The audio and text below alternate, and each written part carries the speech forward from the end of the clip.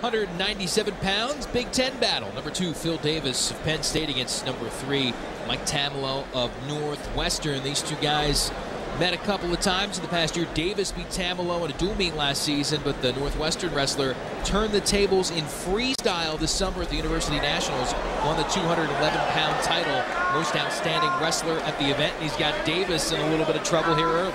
Davis has got incredible balance. He's in this position too often for him. Look how easy Tamalo got in. Davis has got uncanny balance and flexibility. You can't teach that.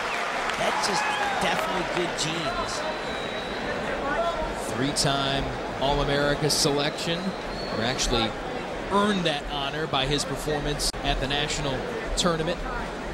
He made it to the national final in 2006, 2 years ago, as a Big Ten champ. Last year maybe slipped a little bit, 4th at Big Tens, 5th at the NCAAs. He was ranked number 1 much of the season. He had trouble peaking at the end. He didn't look like himself at the end. Some of the Penn State guys struggled there at the end of the season. You got to have that gas tank full. That's something that Minnesota and Oklahoma State tend to do pretty well in general, is peak at the end of the season and win the NCAA team titles. You look here today, Minnesota lost 3 of their 4 bouts. Not very good showing. But, you know, I'll still look for them to be right up there at the end. Tamalo was 7th at Nationals last year, winning his first All-America honor. Big Ten champ. Look at this weight class. Yeah, these guys are certainly showing off right now. Oh, he's got the cradle. This is his thing. Oh, nope, he's not going to get it. I think we might see a stalemate here. But this Tamalo is committed to 2 deep shots. I think we got to go stalemate soon. Davis is going to try to cradle him. Call potentially dangerous. Davis, senior from Harrisburg, Pennsylvania. Tamalo out of Oak Park, Illinois. Davis reminds me of one of his club coaches in Harrisburg named Craig Corbin. Craig's worked with him a lot. Just kind of that uncanny counter ability, and also on top. The Davis' strength, his cradles, that's what his key thing is. We should see if he can get it going against Tamalo. The great wrestling tradition at Penn State that you were a part of. So how about this? He's got the potential to become only the 4th 4-time All-American in Nittany Lion wrestling history. That would put him high on a list with a lot of talented guys. Indeed it would. That'd be pretty awesome. Greg Alinsky, Jimmy Martinson, Cheryl Abbey, some of the guys that have been 4-time All-Americans for the Lions. Those guys are consistent performers, and Phil has done that kind of consistency. 15 seconds. End of the first here.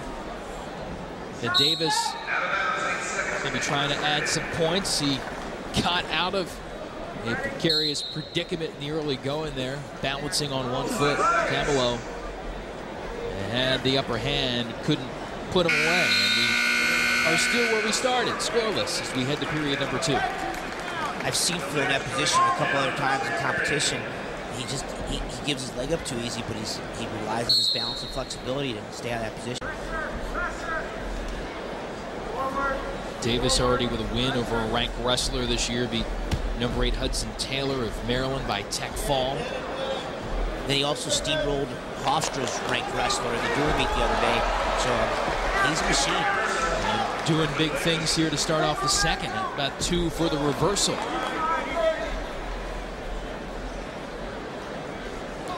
Penn State assistant coach Dave Hart was an All-American for Penn State a couple times in an upper weight class. He weighs about 200 pounds, and he works with Phil a lot. And I've seen, you know, he's really pushed Phil and helped in his development a great deal. It's kind of in wrestling, you get your personal coaches, and Dave's responsible for the big boys, and he's done a great job with Phil Davis.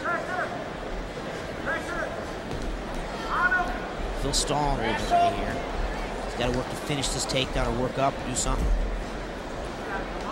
He's almost out. Not what Phil Davis wanted. He would have liked to have got a clean chance on top to get that cradle working.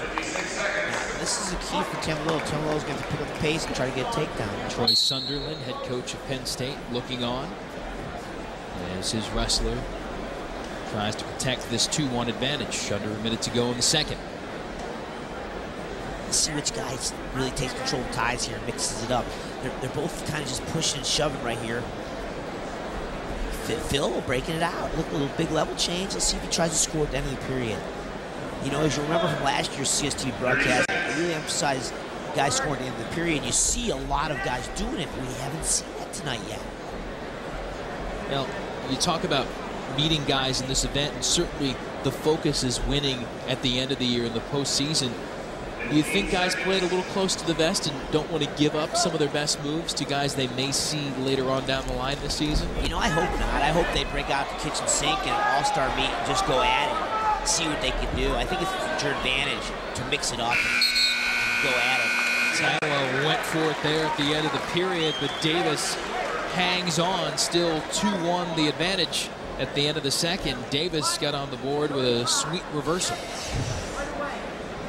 Yeah, that was. He moved his hips really good. Keeps good base, Tamalo falls off a little bit.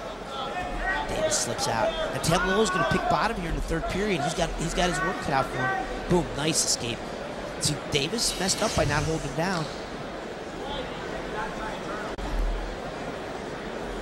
2-1, Davis over Tamalo here in the third period.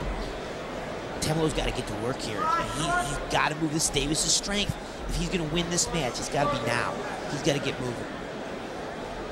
Now, I mentioned Dave Hart, Phil's personal coach, but at Northwestern, Bill Shear is Tamalo's personal coach. He's the volunteer coach. Almost cradle. He's got it. He's got a cradle locked up. There it is. And this is bad news for the Northwestern wrestler. Davis racking up the back points right now.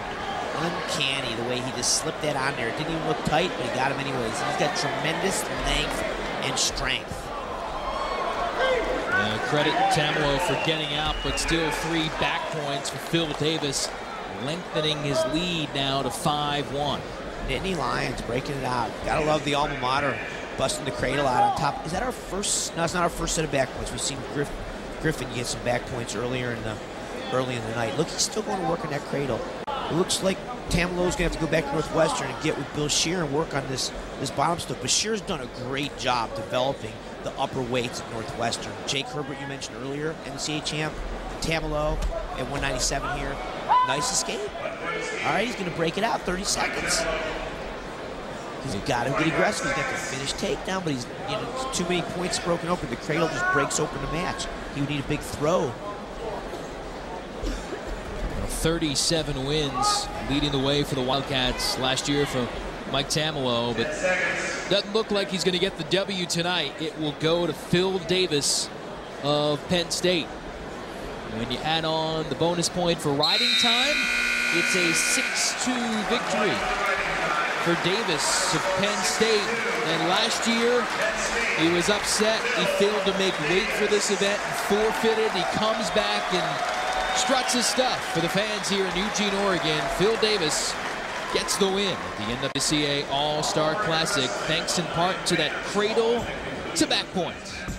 Look at that, he reverses it. Hip ice over, that is really hard to do. He's got good length, he's got it. Wow. Impressive for Phil Davis. A winner here in Oregon.